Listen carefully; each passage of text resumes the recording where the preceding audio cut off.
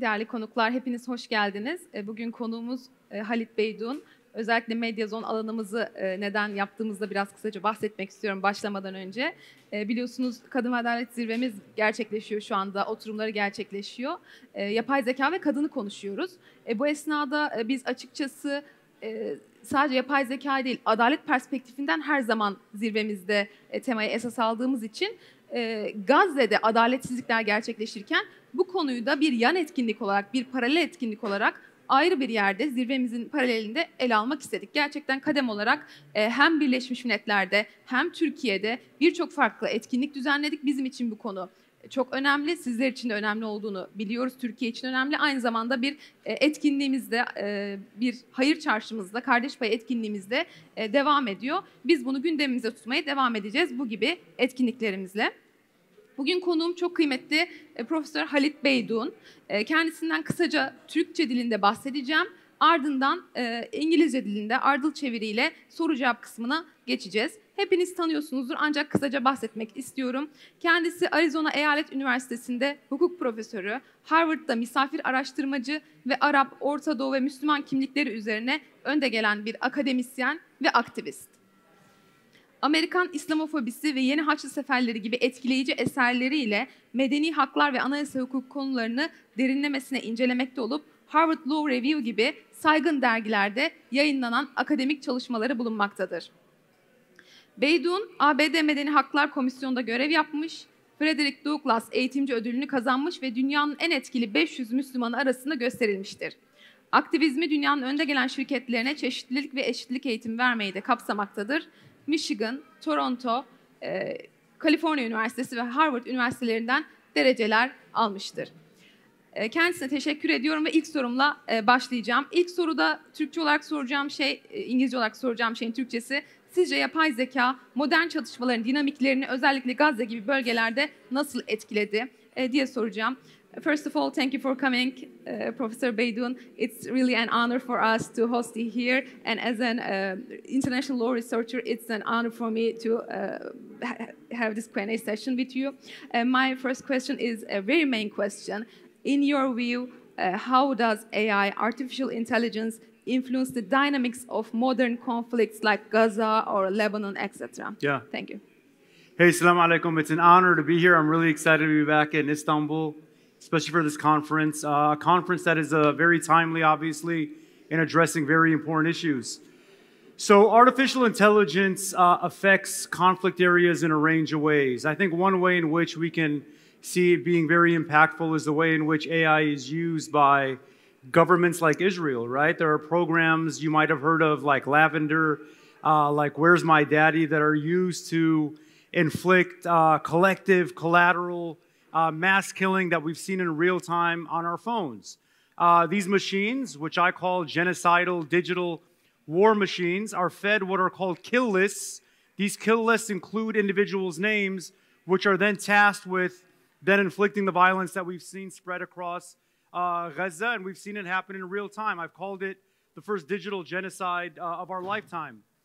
So algorithms have been used in very destructive, dehumanizing, and nefarious ways by governments like Israel. We see how AI is used by governments like China, for instance, to surveil and crack down on the religious liberties of Uyghur Muslims. We see how facial recognition cameras are used across the West to police Muslim minorities. But we also see many of us are on social media. The way that algorithms are used by big tech social media platforms like Meta, like X, to not only suppress and censor free speech. I mean, many of us who have spoken up on Palestine on platforms like Instagram, for instance, know very intimately how algorithms have been used to our detriment to suppress us from being able to report on what's happening in places like Gaza, what's happening in Lebanon, where I have a lot of family, but also places beyond the world. Thank you so much. Yapay zeka tabii ki Gazze dahil küresel çatışmalarda yıkıcı bir etki yarattı. Özellikle İsrail tarafından yeni silahlı yöntemlerin kullanılması, Lavender uygulaması yahut da Where's Daddy uygulaması gibi yeni yapay zeka destekli programlardan bahsetti. Bunlardan beslenerek İsrail, Gazze'deki Filistinli sivillerin, özellikle erkeklerin topluca hedef alınmasını da sağlamaktadır. Soykırım, savaş makineleri olarak adlandırıyorum bunları dedi. War Machines şeklinde. Şu an gerçekleşen dijital soykırım, hayatımızda gerçekleşen dijital soykırımdır şahit olduğumuz hayatta. Sadece İsrail konusunda değil, aynı zamanda Uygur Türkleri için Doğu Türkistan'da yüz tanıma cihazları, yüz tanıma uygulamaları de aynı şekilde soykırım makineleri olarak kullanılmaktadır dedi. Sadece bu devletler tarafından değil, özel şirketler tarafından da Meta gibi, X gibi, Twitter gibi bunlar da algoritmaların baskı gücü olarak kullanıldığı yerler olarak görüyoruz dedi. Yani boyutu biraz daha değişti günümüzün çalışmalarının diyebiliriz. Thank you so much. Did you get everything? I think so. I don't know, what do you think? Is it good? Thanks so much.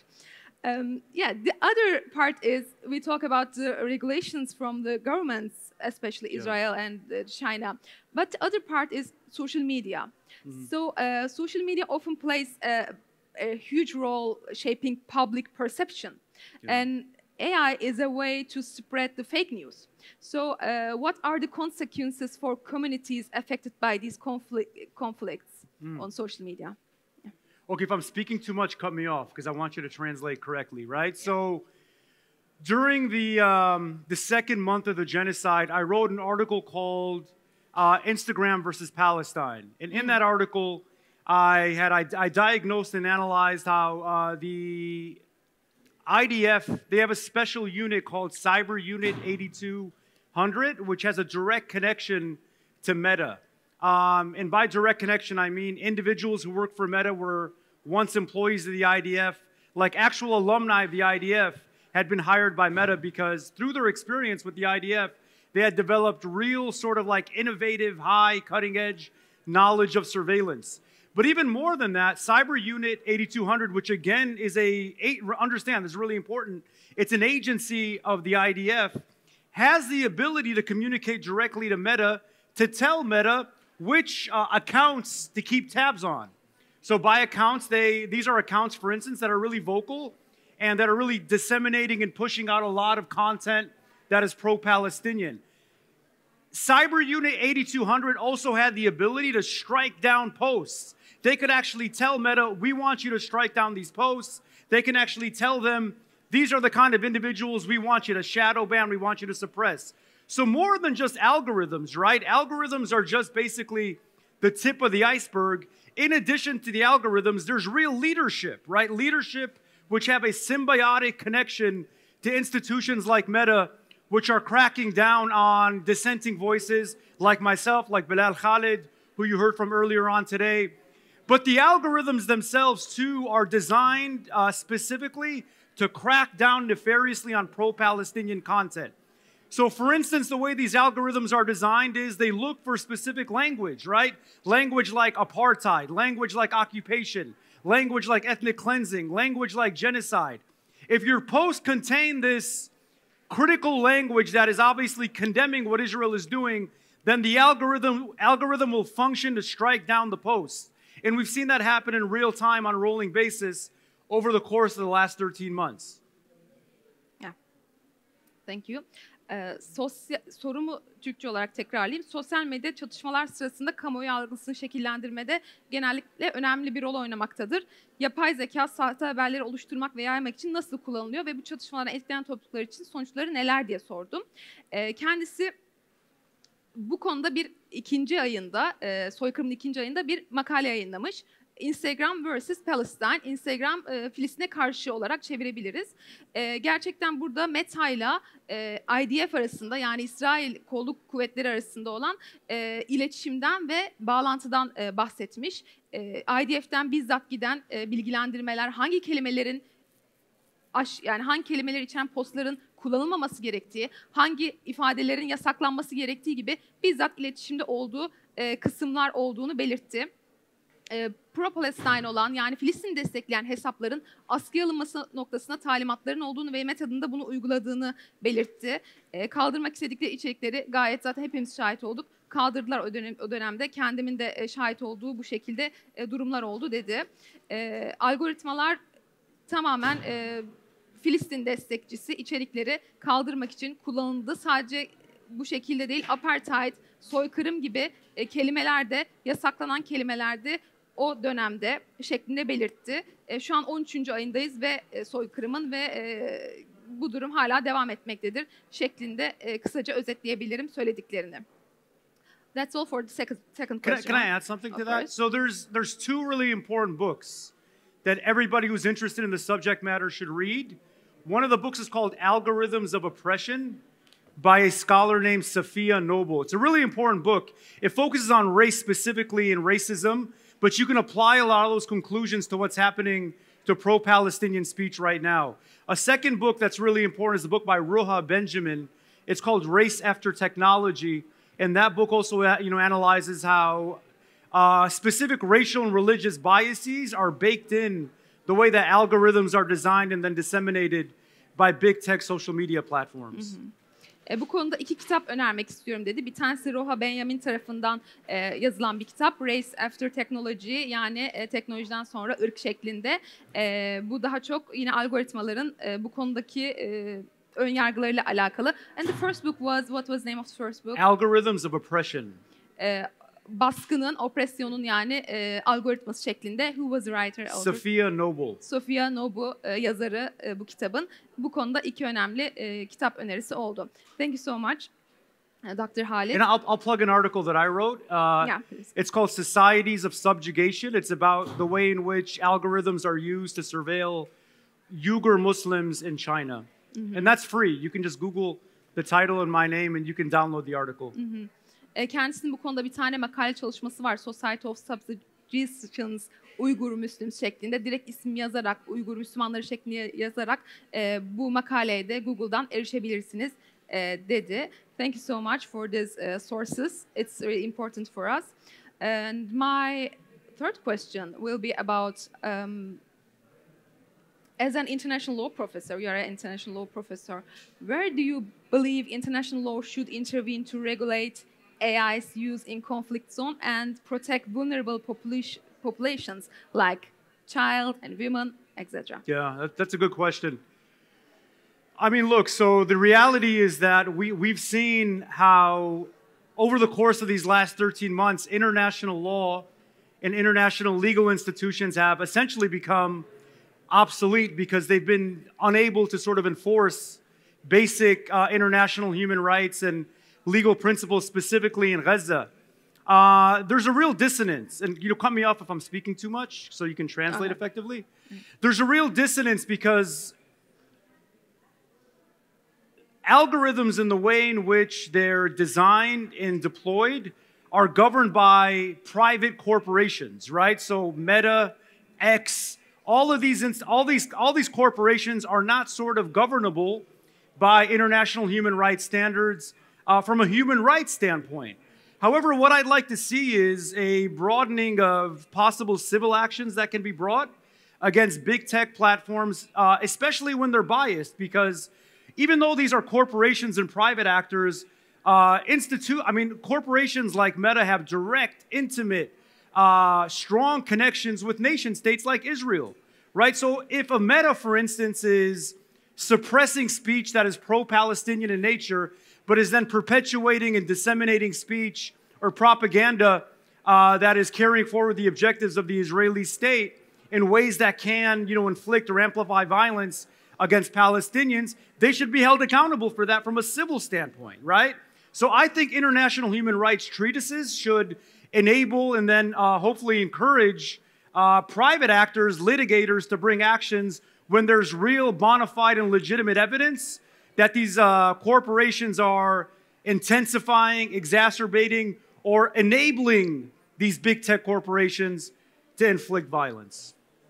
We've seen this a little bit. If you recall, there was a civil action brought against Medya in 2016 for perpetuating a lot of misinformation around the Rohingya ethnic cleansing in Myanmar. So there's positive precedent where this can be not only had but also expanded. Aslında uluslararası hukuk sistemi yetersiz kaldı diyor. Çünkü esas algoritmaları oluşturan şeyler özel mülkiyet altında, yani özel şirketlerden geldiği için bunlar. Dolayısıyla uluslararası hukuk sistemin biraz dışarısında kalıyor. Aslında bu özel şirketlerin de uluslararası insan hakları yükümlülükleri var. Ancak bu şirketler az önce de bahsettiği gibi milli devletlerle, yani nation state dediğimiz ırka dayalı devletlerle iletişimde olduğu için her zaman bu durum çok daha uluslararası hukuk kapsamının ötesinde yer almaktadır. Aslında şiddetten de aynı oranda sorumlu kabul edebiliriz bu şirketleri. Örneğin Rohingya Müslümanları tarafından 2019'da Meta'ya karşı, Facebook'a karşı açılan bir dava oldu. Niye? Çünkü soykırımı, buradaki zararlı faaliyetleri ya da destekleyen içerikler yaygınlaştırıldığı için. Yani bu büyük teknoloji şirketlerine karşı sivil davalar açılabiliyor ve bunlar da sürebiliyor. Uluslararası hukuk bu açıdan aslında devreye girebilir diye düşünüyor. So, can we talk about your book, The New Crusades, Islamophobia and the Global War on Muslims? Along with your Harvard Law Review article, of course, examines the rise of Islamophobia as a global phenomenon and the legal frameworks that contribute to systemic discrimination against Muslims. What inspired you to write this book? Where did you start it? Yeah. So this is my third book, and I think that after writing my first book on American Islamophobia, if you guys recall, 2015, a specific orange-skinned politician decided to run for president. He said that Islam hates us, and then on, let me see, I'm getting old, my memory's getting bad, but on December 7th, 2015, Donald Trump introduced the Muslim ban, right? In the United States, and you guys know a couple of days ago, my country, unfortunately, the United States re-elected Donald Trump. So after writing that first book on American Islamophobia, I had the good fortune of touring the book. I went to many countries around the world. I went to Sweden, France. I went to India before I got banned in India. I went to throughout the Arab world, came to Turkey, and I was meeting so many people from around the world. I was meeting people from Syria, meeting people from Egypt, Myanmar, China, Australia. And through these experiences, meeting these people, I thought that it was really important to write a book on global Islamophobia because my country, the United States, was exporting this language and law of Islamophobia on an international, transnational scale, right? And especially when we see what's happening in Gaza right now. Remember after October 7th when Benjamin Netanyahu, before he unleashed this genocidal rage on Gaza, what was the language that he was using? It was the exact same language that American politicians have been using for decades, adopting the war on terror language. These are terrorists, right? These are extremists. These are radicals. These are human animals. He analogized Hamas to ISIS. This was the very, very lexicon adopted from the war on terror. So for me, it was vital to write this book, to really articulate how Islamophobia was an American export, right? The United States was peddling and pushing and perpetuating Islamophobia on a global scale in ways that governments around the world were then adopting it to crack down on their host Muslim populations.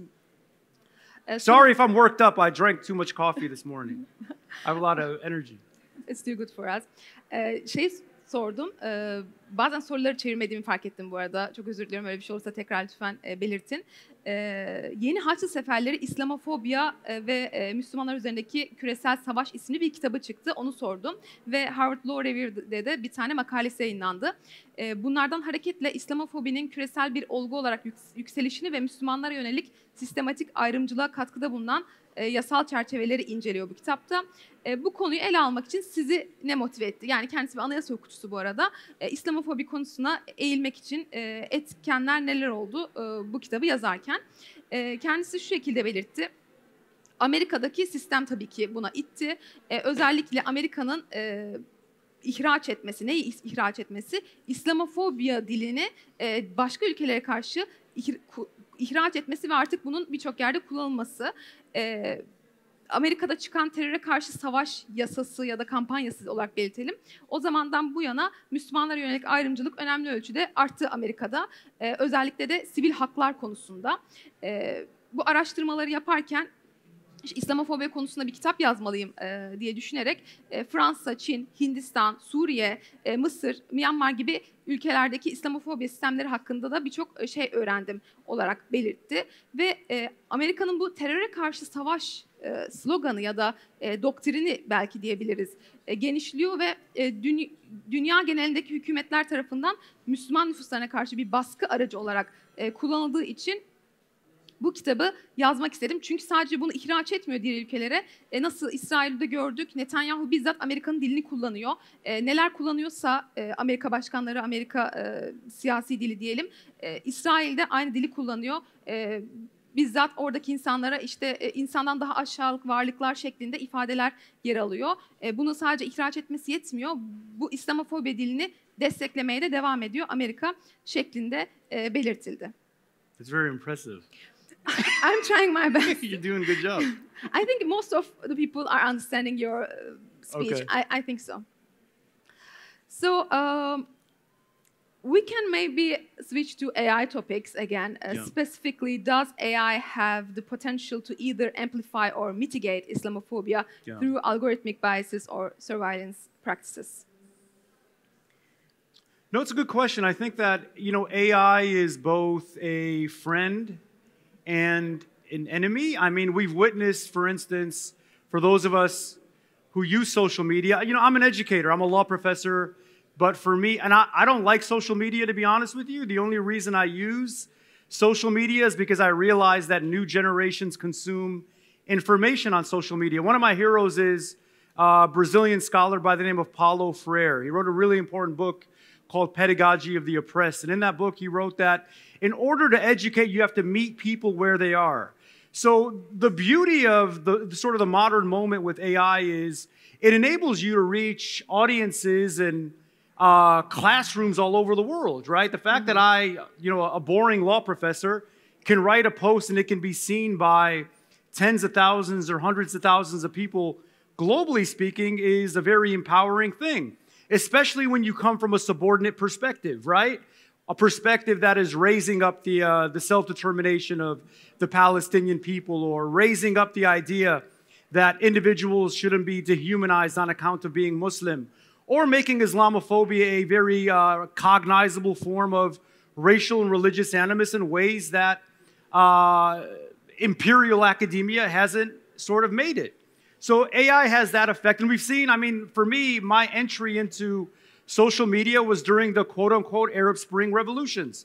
So AI and social media at large and technology at large has a very democratizing effect, enabling people at the grassroots level to make their voices heard.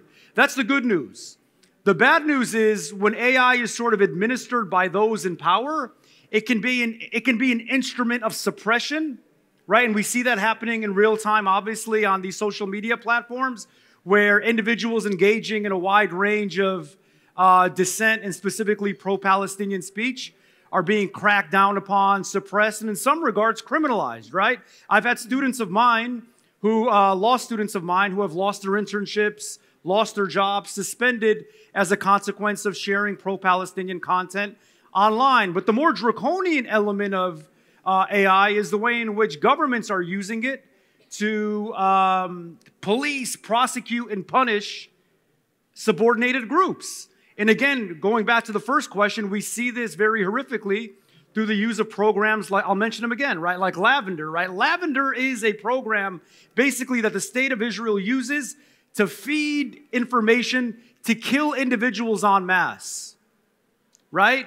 And we know through the ways in which they're administering this programming is that if they're going after one person, 200 people are going to get killed, right? So the degree of collateral death is considerable. It's criminal. And AI, this is the very dangerous thing about AI that few people talk about from a legal perspective, right? So if me as an individual goes out there and kills somebody, I'm going to have to be legally culpable for that, right? Because I engaged in that killing. What AI does and what these technologies do is it creates a buffer right? So even though I'm the individual that feeds this information to the machine, I can then say, hey, it wasn't me that killed these individuals, it was the machine. So what you're going to see happening when these suits for genocide are going to be brought against Israeli governmental figures is this is the defense they're going to make. That it wasn't me that was administering the killing, it was the machine. And as a consequence of the machine administering the killing, that essentially indemnifies me of any potential legal prosecution. So this is another dangerous and very nefarious dimension of AI from a legal standpoint that is being seldom discussed. Ne sordum? Yapay zekanın algoritmik önyargılar veya gözetim uygulamaları yoluyla İslamofobiyi artırma veya azaltma potansiyeli var mı? Yani aslında yapay zeka işe aslında iyi bir şey de olabilir mi? Bu konuştuğumuz tüm konular bağlamında. Şu şekilde belirtti. AI yani yapay zeka hem bir düşman hem de bir dost tabii ki de. Hem bir arkadaş hem bir düşman. Ben bir hukuk profesörü olarak kullanma tek nedenim var. Çünkü orada bir kitleye ulaşabiliyorum. Gerçekten ulaşabildiğimi fark ettim orada büyük kitlelere. Dolayısıyla bunu kullanmamın en büyük nedeni o. Gerçekten orada bir etki gücü oluşturmak. Binlerce kişi tarafından görülüyor ve Filistin'in kendi kaderini tayin hakkı veyahut da Filistin'in hakları konusunda da bunu kullanabileceğimi gördüm. Özellikle zaten o dönemde aktif bir şekilde kullandım. Bahar devrimi diyeceğim ama Arap Baharı diyeceğim. Evet, Arap Baharı döneminde özellikle kullanmaya başladım çünkü sosyal medyanın gücünü o dönemde daha çok hissettim dedi. Ama diğer yandan ise güçlü olanların tabii ki de baskı aracı olarak kullanması çok daha olası bunları. Özellikle öğrencilerim arasından Filistin'i destekledikleri için işte tutuklanan yahut da farklı bir şekilde cezalandırılan okulları tarafından belki öğrenciler oldu diyor. Mesela Lavender uygulamasından bahsetmiştik ilk soruda. Lavanta uygulaması belki diyebiliriz. Bir tuşa basarak ya da bir kişi tarafından tüm çok geniş kitlelerin öldürülmesine neden olabiliyor bu tarz uygulamalar. Yapay zeka destekli bu tarz uygulamalar. Ve bu tampon görevi görüyor dedi. Bu kelimeyi özellikle kullandı çünkü öldürmekten hukuken sorumlu hissetmiyor. Bir aracı var, makine yaptı diyor, ben yapmadım diyor. Dolayısıyla hukuktan kaçmak olarak nitelendirdi bunu. Thank you so much, Professor. We are out of our time, unfortunately, but we will continue with individual Q&A sessions with other media platforms. Yep. Thank you so much, Thank you so much for coming, and thank you so much for the speech. Maybe we can continue with a family photo together. Sure. Okay. Let's do it. Programımız burada sona erdi. Bireysel röportajlarla devam edecek konuşmacımız. Bir aile fotoğrafına sizi buraya alalım efendim.